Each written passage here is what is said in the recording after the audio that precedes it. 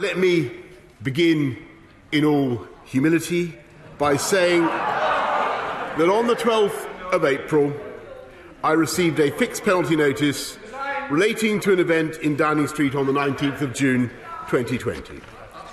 I paid the fine immediately and I offered the British people a full apology.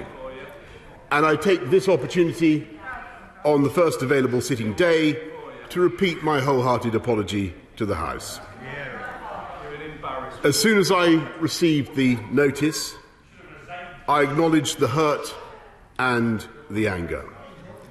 And I said that people had a right to expect better of their Prime Minister.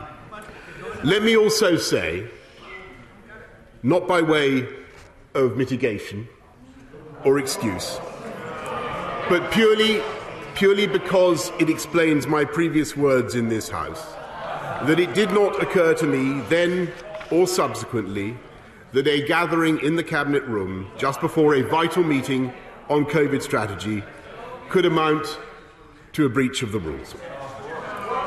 I repeat, that was my mistake, and I apologise for it unreservedly. What a joke.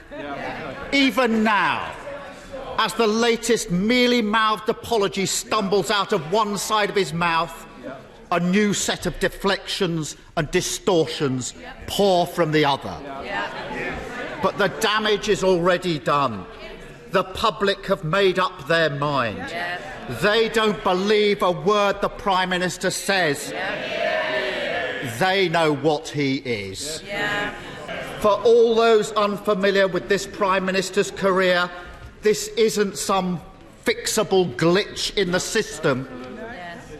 It's the whole point. It's what he does. It's who he is. He knows he's dishonest and incapable of changing, so he drags everybody else down with him. The more people debase themselves, parroting his... Order! What I would say is, I think the leader said dishonest. I don't think that's an appropriate word to be... I think I will make... We don't want to talk about breaking rules, do we? I don't think that's a good time to discuss it. And just say, I think if he just withdraws that and works around it, I'm sure that with the knowledge that he's gained over many, many years, he can use appropriate words that is in keeping with good temperate language of this House. Keir Starmer. Mr. Speaker, I respect that ruling from the Chair. The Prime Minister knows what he is. Plenty didn't agree with every rule the Prime Minister wrote, but they followed them nonetheless. Because in this country, we respect others. We put the greater good above narrow self-interest, and we understand that the rules apply to all of us. This morning, I spoke to John Robinson, a constituent of the member for Lichfield. I want to tell you his story. When his wife died of COVID, John and his family obeyed the Prime Minister's rules. He didn't see her in hospital. He didn't hold her hand as she died. Their daughters and grandchildren drove 100 miles up the motorway, clutching a letter from the funeral director in case they were questioned by the police. They didn't have a service in the church. John's son-in-law stayed away because he would have been the forbidden seventh mourner. Doesn't the Prime Minister realise that John would have given the world to hold his dying wife's hand, even if it was just for 9 minutes? But he didn't, because he followed the Prime Minister's rules. Rules that we now know the Prime Minister blithely, repeatedly and deliberately ignored.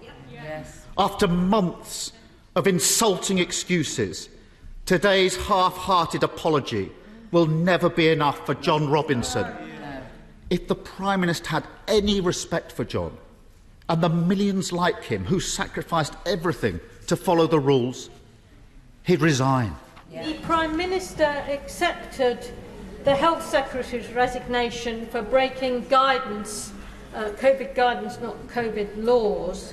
The Prime Minister then accepted Allegra Stratton's resignation for joking that the parties that were so frequent in Downing Street were actually a business event. He's now using her joke as his defence. Why is he holding himself to lower standards than he held the people whose resignations he accepted to?